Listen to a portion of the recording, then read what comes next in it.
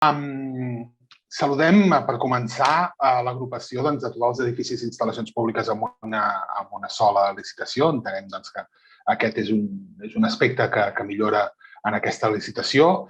És una licitació tipus que segueix el model de la guia per a la redacció dels plecs de clàusules administratives particulars dels contractes de serveis, elaborada pel Departament de la Vicepresidència d'Economia i Hisenda en el seu moment. Però d'aquest model guia ha caigut, i aquesta és una de les nostres principals crítiques, d'aquest contracte tipus ha caigut un punt que en cas d'empat dona avantatge. No entenem per quin motiu s'ha exclòs el criteri de prioritzar. Repeteixo, en cas d'empat, la proposició presentada per empreses d'inserció, que al Vallès saben que tenen un pes molt important. Empreses d'inserció al Vallès, com poden ser FIPO, com pot ser Prodis, com pot ser Eura, com pot ser el TEP aquí castellà.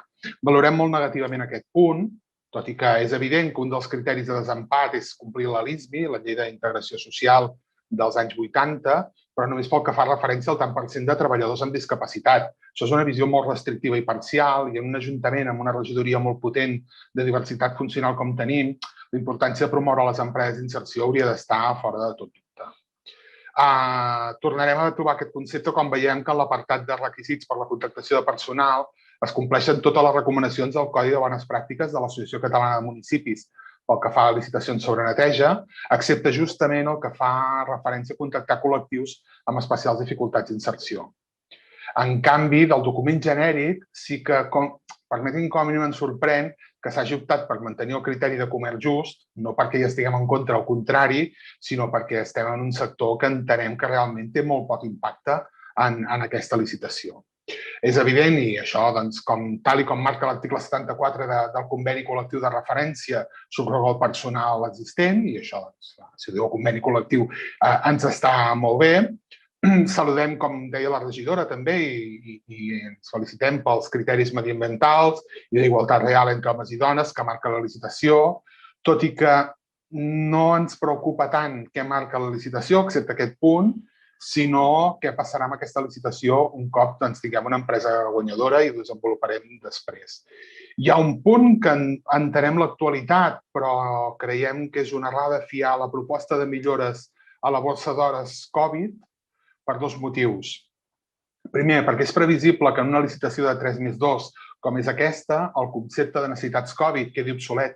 I si volen, no és tant una precondició com un desig, però diguem-ne que d'aquí 2 o 3 anys ja no tinguem aquesta necessitat, afortunadament. De fet, en aquest setembre ja no ens trobarem amb les neteges extraordinàries que es van haver de fer al setembre de l'any passat a les escoles, per exemple. Per tant, veiem que aquest concepte al qual s'ha fiat pràcticament tota la proposta de millores, sense pràcticament la proposta de millores, quedarà obsolet. I segon, perquè la mateixa guia de bones pràctiques de l'Associació Catalana de Municipis desaconsella directament situar les bosses d'hores tal com estan redactades en aquest plec de clàusules administratives. Com els deia, ens preocupa especialment el seguiment de totes les licitacions, però d'aquesta especialment, perquè està molt bé que es demanin informes de seguiment a l'empresa, però aquests informes algú els ha de validar, algú els ha de verificar, algú ha de comprovar el seu compliment sobre el terreny i sobre la realitat d'aquesta licitació. No és una licitació menor, com molt bé deia la regidora. No hi ha previst cap sistema d'auditoria regulars en aquesta licitació i ens agradaria tenir més explicacions de com volen fiscalitzar el seguiment, inspeccionar, diguem-li com vulguin, el compliment de totes les clàusules de l'empresa que guanyi aquesta licitació. També ens genera molts dubtes una cosa que en principi ens sembla molt bé i estem molt d'acord sobre la neteja a la sala verda, perquè no hi ha referències sobre com ha de fer-se la neteja en espais aptes per persones amb sensibilitat química múltiple, que en castellà coneixem unilateralment com a sala verda, perquè es deixa tot a criteri de l'empresa i no es determinen quines garanties es demanaran i com es farà el seguiment tècnic i, sobretot, la certificació d'aquest espai. També, i aquí ens han començat a venir els dubtes més que raonables, perquè és una licitació que ha informat el tècnic d'esports, atorgarà la regidora de serveis generals, però en farà el seguiment la regidoria de via pública. I reiterem que aquest seguiment per part del regidor de via pública ens genera dubtes més que raonables, a no ser que ens donin alguna explicació d'algun reforç d'aquesta licitació. Per cert, i una no té a veure, però en el plec de tècniques anomena els espais de les antigues escoles de Sant Feliu del Racó com a oficina dels grups municipals.